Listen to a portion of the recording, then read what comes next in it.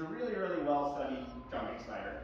It's all around North America. And so like when I'm dealing with kids and when I'm trying to get them excited about science and also about nature and get them excited about things that I'm passionate about and just about learning about the world more broadly, like I can tell them, like, there was a scientist, you know, who, there were probably teams of scientists that spent a lot of time learning about like the livestock, the life and the biology of this species right here, the Johnson's jumping spider, but not like this one or that one, because like, I feel like in an information saturated time, we feel like there aren't still mysteries out there, there aren't still discoveries to be made, and there are still like really important observations and also, you know, exploration. So like if a young person is actually putting in the time and the work to be learning all about and sharing their knowledge all about like a new species of jumping spider or things like that, then they're going to have the opportunity maybe to name it after someone. So I like to focus on, that's one of the reasons that I chose insects to begin with, like focus on in my artwork, was as an educator to focus on things where there's a lot of gaps in our knowledge, a lot of like mysteries for young people, but really anybody of any age to start to wonder about, and maybe if they want to start to like fill in knowledge. Like I read in the last year or so, there were two species of scorpions that were identified for the first time in California, so two new species of scorpions. And they were actually discovered by high school students in California. Very privileged high school students, to be sure, but you know, they also worked really hard to find you know, how to use this type of technology, which is to say like the type of camera technology they needed to do extreme close-ups of these specimens that they found to prove that it was a new species. So they had to prove to the scientific community that, oh, we found these arachnids in our yard or in this park or over there, and we believe it's a new species. We have the photos so we can prove it. And so this is like one of those places where like photography has a scientific purpose as well as like an artistic purpose. And I didn't look at those kids' photos, but you know, I'm sure it takes a lot of technical mastery. Like it also does to create beautiful things. Huh?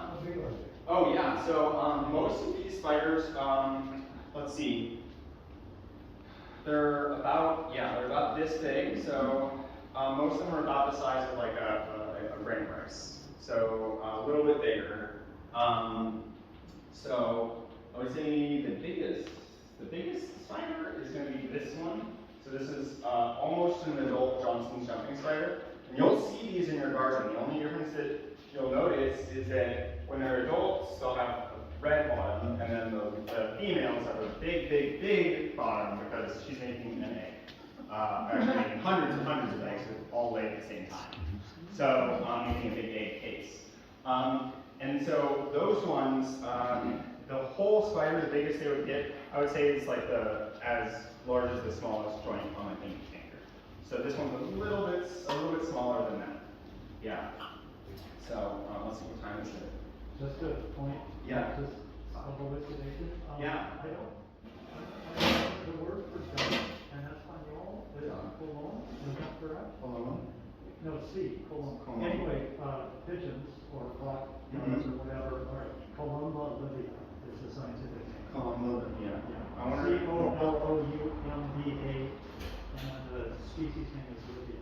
Livia. Interesting. So most doves are, if not down, ducks, pigeons, they're kind of in the same family. Yeah.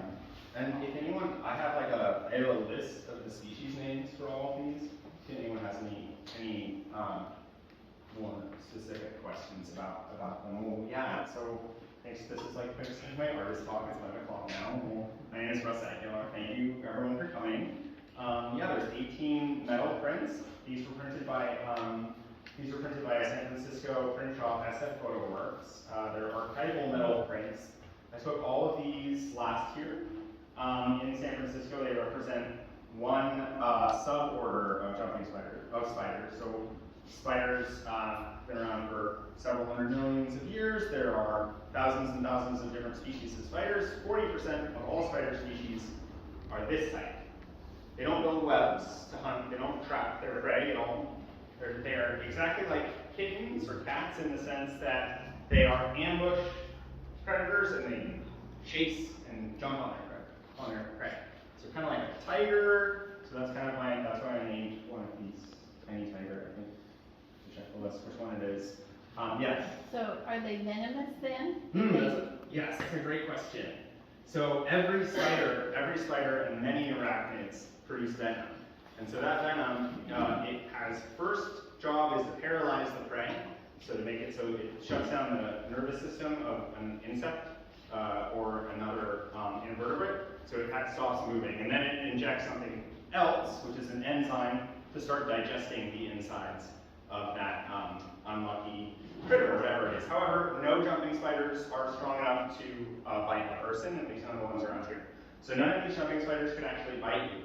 And the reason is, one of the reasons that humans are actually really, really tough against spiders, there's only a few spiders that can bite us.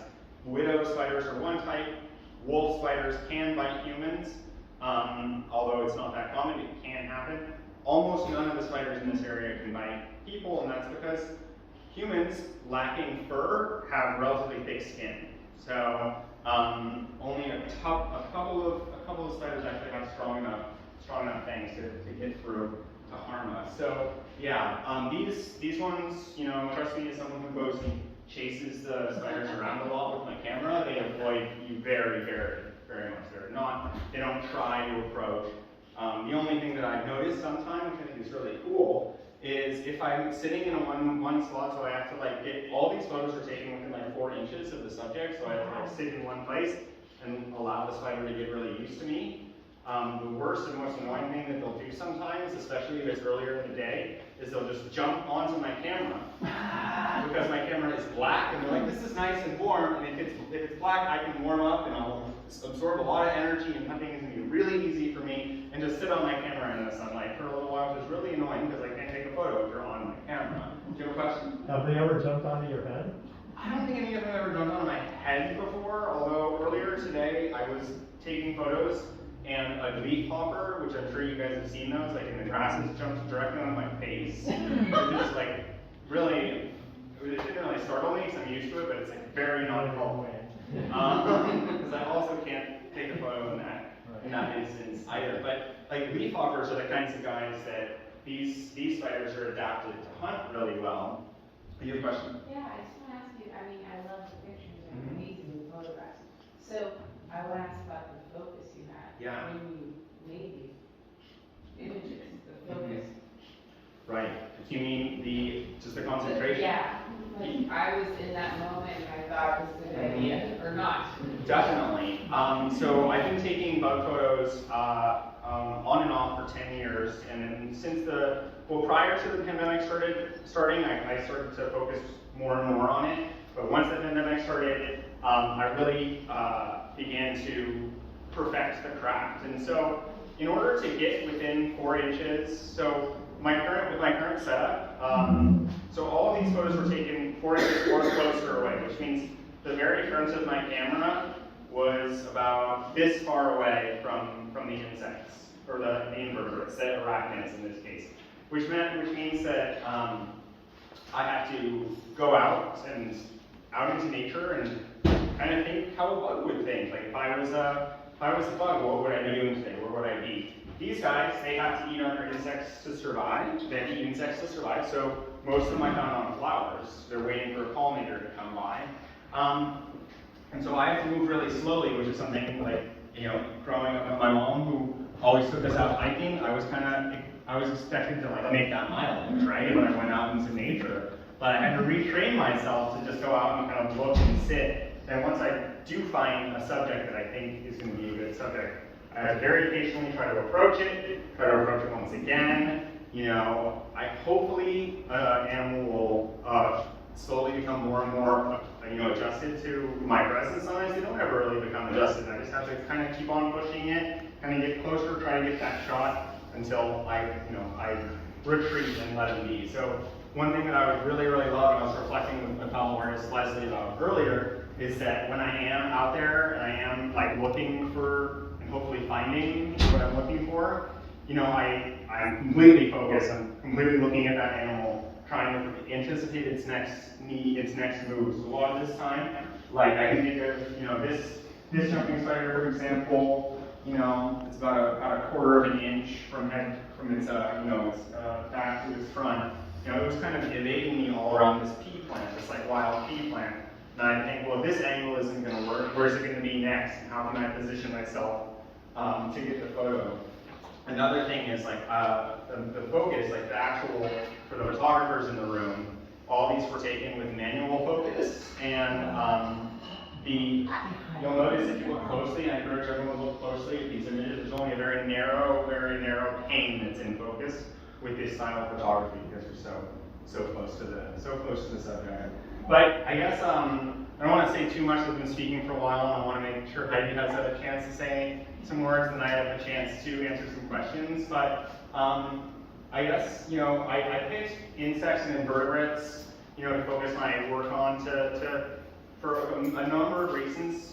Partly to reach kids, to show them that nature doesn't have to be so scary, and that you can spend time in nature. You can even have bugs crawling on you. You don't have to freak out. You can still enjoy yourself. But also because all of us, I think, can connect to nature more deeply if we slow down and look for things that challenge us, and look at kind of gross or weird creatures some of the time. And so, in this art showcase, it's a very deliberate way for us to slow down and look at those ones. And so, instead of picking something like centipedes, where it takes a lot of effort to connect to a centipede, I picked a really appealing and cute group of spider species, the jumping spiders. And there's no park in San Francisco that doesn't have a jumping spider. At least at the Johnson's jumping spider, if nothing else. Do the entomologists know about your work? There's not a lot of them, but I do talk with them with some regularity. There's a small, by that I mean one or two person entomology department at SF State. There's some slightly larger one in Berkeley, and I'm actually meeting with some of them tomorrow.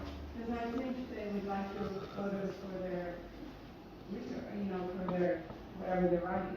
Right. Yeah.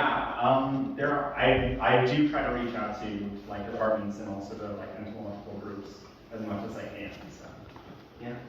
So on that note, my son is working. He's on the Asperger's, and he's working at Botanical Gardens. Mm-hmm. They're doing the whole thing on entomology, and that's their whole new thing. So I just Oh, that's awesome. Is that what they call came? that? The Rec Parks camp? Right. That's awesome. They're doing that. Yeah, that's really wonderful. I always feel that another great thing about invertebrates is that you can pick them up and mess around with them, and if you're a kid and you're not going to get a disease from it unless it's a mosquito that's around here, you're not going to get a disease from it, and you can really engage with it in a way. You can't do that with a pigeon. Fly away. You can't do it with a raccoon. You're going to get scratched. And so it just gives a really different experience for young people. Something that's awesome. Are the pictures freehand or supported? They are all free-handed, single shot. None of these are stacked images. They're all single images. They're all composites. Yeah. So I braced myself a lot. So I can answer technical questions all day. Yeah. Let me know if you guys have any questions. Thanks for coming.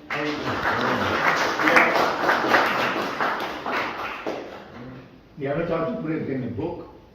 I have been thinking about putting it in a book and creating a book. Actually, there's an artist named Liam O'Brien who's I'm speaking with, who does have a book on paintings of Bay Area butterflies, and I might be able to do something similar to that, but with photos and maybe not butterflies.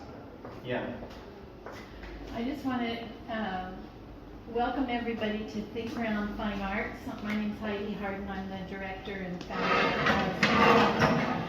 And Russ has another exhibit with us, Think Around Fine Arts Online. So he's got another series of bugs, San Francisco native bugs, online. And so we hope that you might visit the online gallery when you go home. And in the meantime, my exhibit begins here and then goes in, so he's done San Francisco jumping spiders. I've been painting from my own photos of San Francisco flowers. So all the paintings you see are made from photographs, and I painted every leaf, every every petal exactly as it is in the photo. Because I just feel like it's sacred, what I captured. And that's what I think photography is about, is capturing light and heat from the sun. And that light and heat drives all life on the planet. So it's a very special thing to have a photograph in your a camera in your back pocket. You can take a picture at any time of the day or night of anything you want today. But let's go in the other room, and I have a presentation